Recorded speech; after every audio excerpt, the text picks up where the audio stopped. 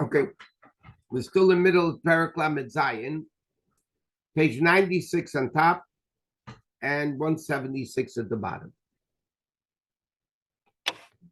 The last thing we're learning, the Alter Rebbe explains that because the whole purpose of the being of Mashiach is dependent on our actions, so the Rebbe said we need to elevate the world. So therefore you have to do mitzvahs. When you do mitzvahs, you make the world a dwelling place for Hashem. You're refining the world. And therefore, eventually, the essence of Hashem that couldn't be revealed at the beginning of creation now is able to be revealed. And then the Rebbe says, even the neshama coming into the body is not primarily for itself. The neshama is perfect. What the neshama needs is to fix the body and elevate the body. So even mitzvahs that don't deal with physical world, they deal with your intellect or feelings, like loving Hashem, fearing Hashem, or things like that. You're still elevating your Yetzer Hara and Nefesh Habamis, you're elevating your body and so on. And then the Alter Rebbe, this is what we're in the middle of now. The Alter Rebbe says that's why the Chachamim praise the mitzvah of tzedakah, and throughout Talmud Yerushalmi, when it says the word mitzvah, it means the mitzvah of tzedakah. Why? So he says, because all mitzvahs, you do with one particular part of your body. You put on tefillin, you're using your hand. You do lulav and esrog, you're using your hand. You light Shabbos candles, you're using your hand. You're not using your foot and stomach and all those parts of mitzvah. But the mitzvah of tzedakah, that you got the money by working with your body to get that money. Now you're taking that money and giving it away to tzedakah. So now the Rebbe says that elevates your entire body, because now that money that you got by your entire body working, so you're elevating that money and you're elevating the whole. And then he said, even somebody who doesn't work, this is where we left off. They inherited billions of dollars, they don't need to work. But the Alter Rebbe says, because he could have bought what he wants and he didn't, so therefore he's elevating the whole body. Okay. We're on the bottom line of page 96 and top 176 at the bottom. Then the Alter Rebbe says, therefore, because of this greatness of tzedakah, that the whole body is being elevated, that it brings Mashiach closer. The Gemara says, tzedakah brings Mashiach closer. It's a Gemara in Babas. And he says, why? When you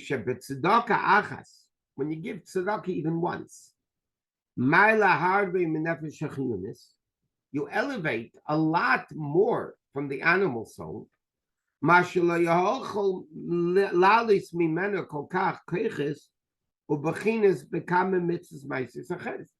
elevating much more of your animal soul, again, because your whole animal soul made the money. So therefore, when you do a mitzvah, you're elevating a much greater part of your animal soul than when you do a particular mitzvah with your hands or whatever part of the body. Okay, so now the Alter Rebbe is going to ask a question and the Alter Rebbe is going to answer it. So based on this, up to now, the Alter Rebbe is explaining the uniqueness of action mitzvahs.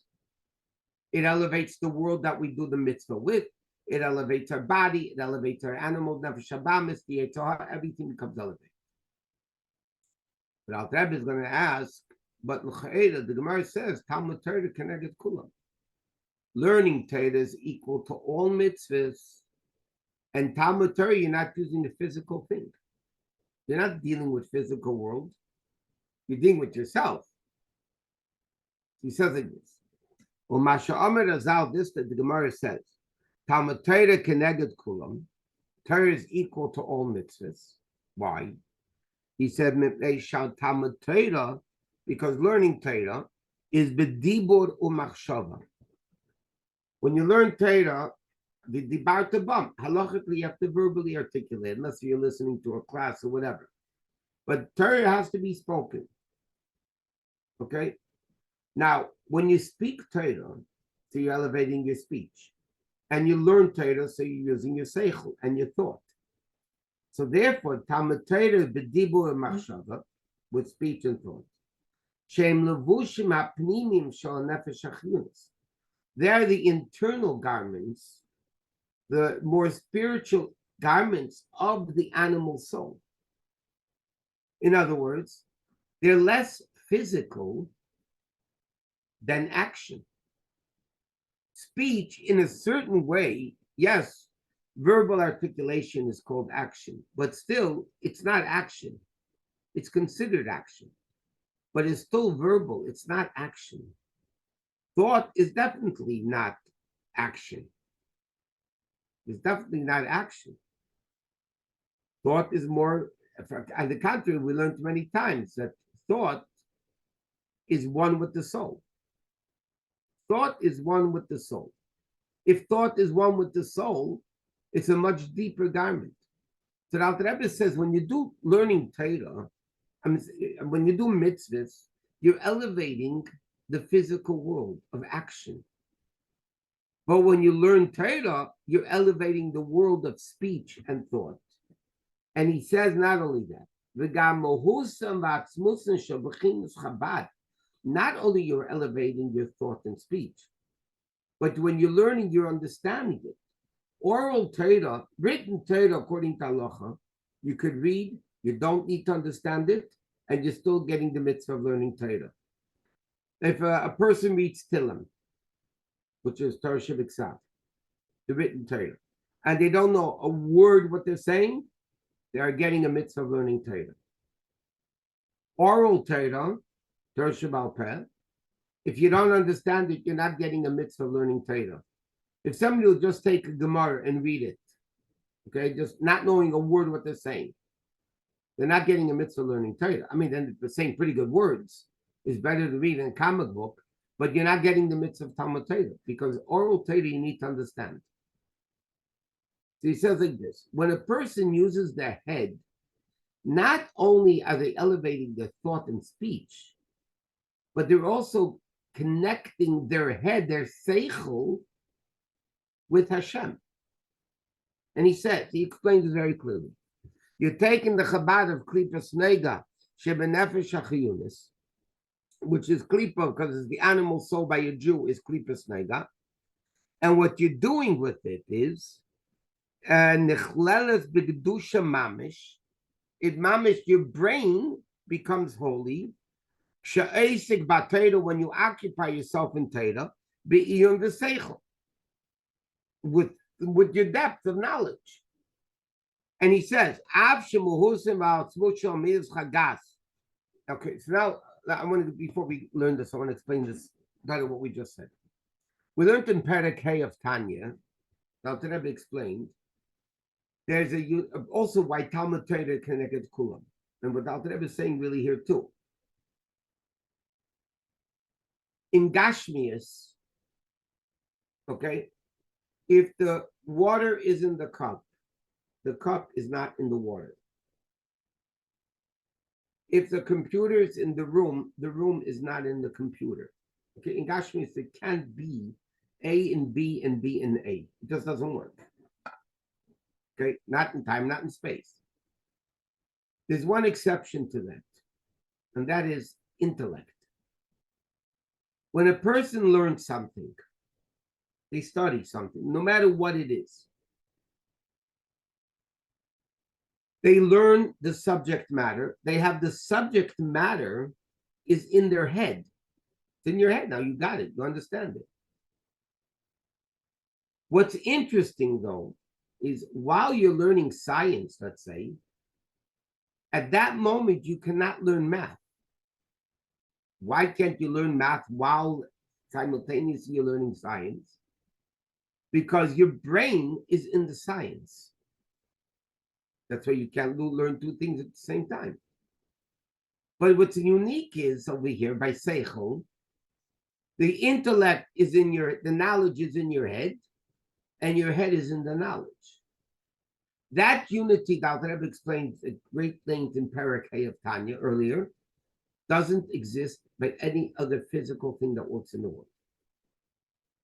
Now, that's why if a person learns things that are not allowed to, according to Torah, they're really connecting, binding themselves completely to evil, which is pretty bad. But let's speak it in a positive way. When somebody learns Torah, okay, it's Hashem's wisdom. Hashem and his wisdom are one. So what happens when a person learns Torah? They have Hashem in them. Torah is synonymous with Hashem. Hashem is in them, and they are in Hashem. That unity doesn't exist anywhere else in Gashmis. And I know we explained this when we were learning Parakeh, but this explains a phenomenal Chassidic concept. By Chassidim, I mean, primarily by Chabad, but by other Chassidim also. You want to go into business, you first ask the Rebbe, should I or shouldn't I? You want to buy a house, you ask the Rebbe, should I buy the house or not? You want to get a shidduch, you ask the Rebbe. Should I do surgery? You ask the Rebbe. And the Rebbe answers you. Yes, no, whatever. The obvious question is, what is Rebbe a doctor? Is he a real estate broker? Is he a businessman? And he never even saw the patient. How many people wrote to the Rebbe about medical issues, and the Rebbe told them what to do many times, total contrary to what the doctors told him to do. And the Rebbe never even physically saw the person. I mean, that's pretty seemingly irresponsible. How can a person in authority give opinions in medical things if he didn't even see the charts? He didn't. How can they do that? So based on what we just said, it's very simple. A Rebbe who's totally involved in Torah, their mind became godly from the Torah knowledge, and they had nothing else outside that can water that down or compromise it or something like that. Their brain is a godly brain. Now, can God answer the question, can you buy the house or not, the marriage or the surgery or not? Of course Hashem could answer it. Tzaddikim, their brain is one with Hashem. So they answer the way Hashem would answer it. What's the problem? We can't do that because we're warped with a lot of other things in the secular world. So therefore, the Rebbe is explaining here what's the advantage of Talmud Torah. Number one, it's speech and thought versus action. Secondly, the Rebbe says, by then you become mamish bound completely with Hashem. If I do lulav, I'm doing a garment. The lulav is not in me. I'm doing the lulav. The lulav is not in me. By seichel is different. By Torah is different. And now the Rebbe asks a question on something that he said before, and he says like this. Here, 7 lines in the top of the page, last word. So he says, so what is Alter Rebbe saying here? That your seichel becomes transformed.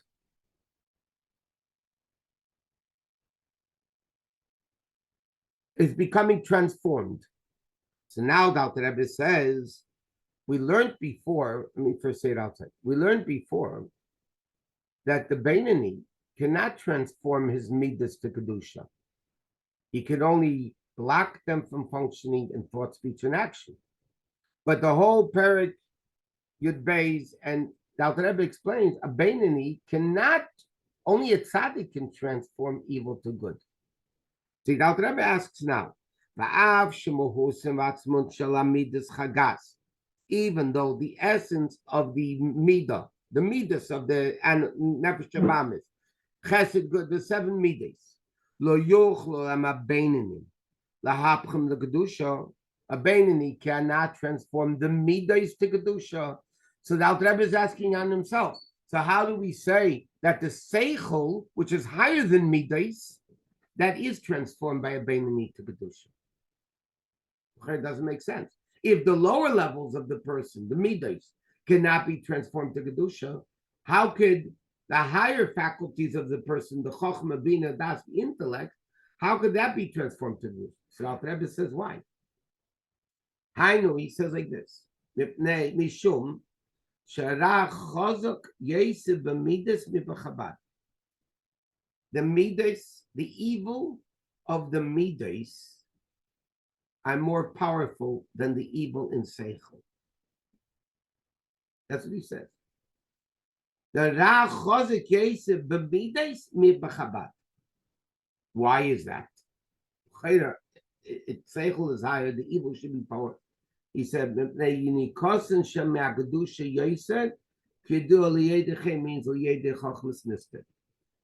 okay, it means like this. The explanation is very simple. Okay, but it takes a little explanation. We learned already many times there's the world of Tehu and the world of Tikkun. It's in these parshas. Yaakov comes from Tikkun, Yosef comes from Tehu. Tehu is a higher level than Tikkun, and there was abundance of Od, and the Kalim were very minimal, and whatever it means, the Kalim broke in Tehu. And the sparks of Kedusha of Tehu from that lofty world fell down into this world. And because they were super high, they fell super low. And that's how Chassidus explains, Esav in the source was higher than Yaakov. He was the B'chor. And that's why Yitzchak wanted to bless Esav, we discussed. Because Esav was from a higher level. And Yitzchak thought that he can reveal that higher level in Esav. It wasn't the time yet. But the Alter Rebbe explains in Likutei Torah, how do we humans sustain ourselves from inanimate plant, animal, and human? Not human. From inanimate plant, animal. That's what we survive. What is our food from? Either water, which is inanimate, or plant or animal. How do we sustain from something lower? So the Alter Rebbe explains, because they come from a higher source than humans. They come from the world of Tehu. And because they came from such a lofty level, they came down very far down. The higher part of the wall falls further away from the original place of the wall. So therefore, the sparks of Tehu fell down very low. But they come from a higher powerful level. It says in Kabbalah that the Shviras HaKelim of Tehu was not in the intellect of Tehu. It was in the emotions of Tehu, the 7 midas of Tehu. There's also Shviras in Tehu, but not right, left, center, like, Chesed, Word, Tiferes, but they're one on top of the other. There's no unity, there's no whatever. Bottom line is, the breaking of the vessels that caused these super high levels to fall super low, which now is evil, that was in the midas of Tehu, is where the Shviras HaKelim, whatever that means. Which vessels broke because there was too much light and too little vessel? Not the intellect of the world of Tehu, the midas, the 7 midas of Tehu. So when midas of Tehu come down here, they're very powerful forces of the evil. Some things, if they're kosher, we can transform them, eating them properly with a bracha and with bright purposes and so on. If it's non-kosher, that means the sparks fell so low that we don't even have the ability to eat it and elevate it. That means the sparks in the chazer are greater than the sparks of a kosher chicken. Why can't we elevate it? Because the sparks that came from that level fell so far down and are so bound to evil, we can't elevate it now in the present state. When Mashiach comes, Hashem will remove the evil from the world, we'll be able to elevate it. But that means things which are forbidden, meaning down here, they're much lower, that means they come from a higher spiritual source. And you take Esav came from a higher source than Yaakov. Lavan in the source was super high. Lavan, white, ultimate level of Kedusha. Lavan fell down here. Esav fell down here. They're total evil. But the source is super great. That's why Yitzchak thought he can elevate Esav. Yaakov in the gifts and bittersweet Parsha thought he can elevate Esav. They tried, but Hashem said, now's not the time. When Mashiach comes, this is what's going to happen.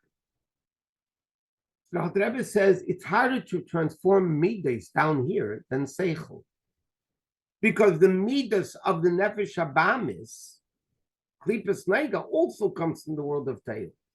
But those midas, which were so super powerful in that lofty world called Teil, when they fall down here, they're extremely powerful. And therefore, only a tzaddik can elevate it. If you're born with that ability, a Beinoni can't elevate it. But the intellect that didn't come from that level of Teil, that means it's possible to elevate it. So the Alter Rebbe says, Talmud Torah Keneged Kula means through learning Torah, you transform your physical brain to Kedusha. You can't do that with Midas. So therefore, the Alter Rebbe is explaining, he's explaining why if the action mitzvahs are what's going to bring Mashiach, because we have to refine the world. And the Alter Rebbe explained the greatness of action mitzvahs. And then he said, but the Gemara says Talmud Torah is equal to all of them. So he says two things, meanwhile. Number one, because it's thought and speech, which is higher than action. Secondly, when you learn Torah, you transform your head, your brain. A Beinoni cannot transform the midas, their emotions. He says, yeah, the midas you can transform because they're much more powerful than seichel. This explains, Alter Rebbe explains in the Likutei Torah, we learned it previously in different times. There's a pasuk that says, Rav Tvois b'koyach shor. Simply it means, if you want to get a lot of grain done in a field, don't use a person to plow. Rav Tvois, you want to get a lot of grain, b'koyach shor, with the power of an ox. That's a pasuk. So the Alter Rebbe Likutei Torah basically asks, I need a pasuk to tell me that.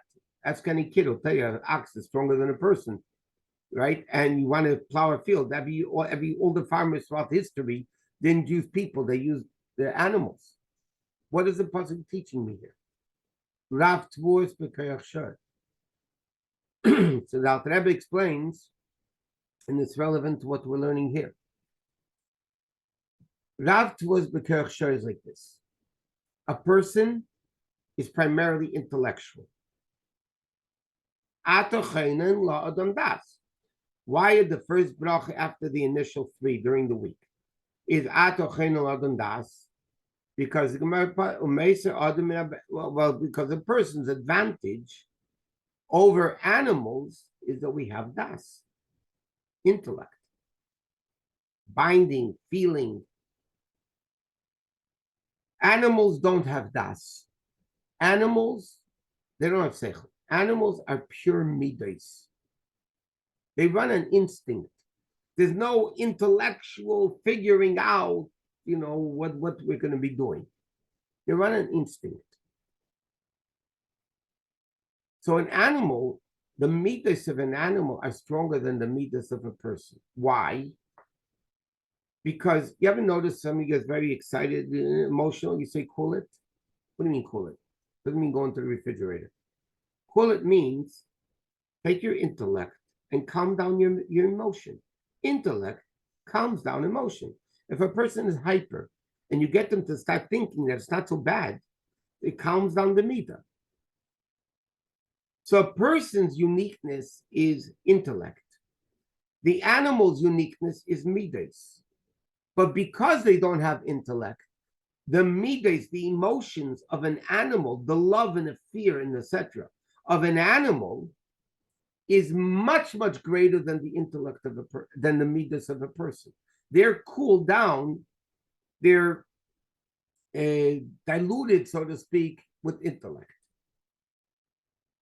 Now, the Rebbe explains this is what the pasuk says.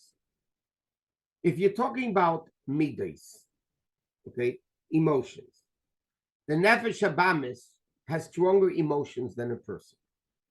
But the problem is The emotions of the Nefesh Habamis is for worldly things. And it's a very powerful emotion. Much more powerful than the emotions of the godly soul, which is the human. The midas are not that powerful. But if the problem with the Nefesh Habamis is what it wants is evil. The love, the fear, that's for evil. But the actual attribute of the Nefesh Habamis is much stronger. Therefore, if the animal is and Nefesh Habamis, you transform the midas to kedusha, then the love, you're doing it now. The love is stronger, but it wants world. Now you transform it to love God and to love Hashem. That feeling of love is stronger than Nefesh Elokis' love. And that's what the pasuk says. Raft voice. You want to get a lot of grain, a lot of food, meaning you want to get real love and fear and everything. That's when you transform the Nefesh Habamis, because then it's much more powerful. Midas, the emotions are more powerful than the emotions of Nefesh Elokis. So when you transform, but Alter Rebbe says that not every person could do, because the evil of the midas comes from Tehu, which is super high and super down here, very bad and powerful. So a Beinoni cannot transform the midas. But here the Alter Rebbe is saying something he didn't say before, though, that the intellect of the person could be transformed by learning Torah. And therefore, Chazal say, Talmud Torah keneged kula. And he says, okay, that's, okay. So let's start the next thing. Zeis ve'ed acheres. Another thing, the Alter Rebbe says, the Ya'el al Kolona, which is even better than the other two. First, Alter Rebbe explained that Torah is machshava and dibur, thought and speech, versus action. Then he says, Torah, you transform the head. Now, there's no way we're going to get, let me just start saying it orally, and then next week we'll learn it inside. Alter Rebbe is explaining like this. Mitzvahs are called the limb, Evarim de Malka. In Zohar, that's why we say Ramach. Why the 248? The Zohar says, that, and Alter Rebbe quoted this many times before, that Ramach mitzvahs are the 248 limbs of Hashem. What is a limb? A limb is not the person. A limb is a vehicle for the power of the neshama. In other words, the power of the neshama is to see. The vehicle for the limb for that is the eye. The power of the neshama is to smell. The vessel for that is the nose. Now, is the nose the person? No. Is the eyes the person? No. It's not. It's only the limb that is used to facilitate the powers of the person. Torah, though, is the wisdom of Hashem, and Hashem and His wisdom are one. Torah is not called limb of Hashem. Torah is one with Hashem. It's not the limb that facilitates the power of the neshama. It is the neshama. And therefore, Torah is even greater than midas. Okay, we're going to leave it here, and the Mitzvah Shem next Wednesday will continue. Everybody have a great. If you're walking distance, Chabad of Beverly Hills, we're having the big kiddush this week in honor of Yitzhak Kislev for luncheon. Everybody's invited, and everybody should have a great Shabbos. You should hear good news in Israel.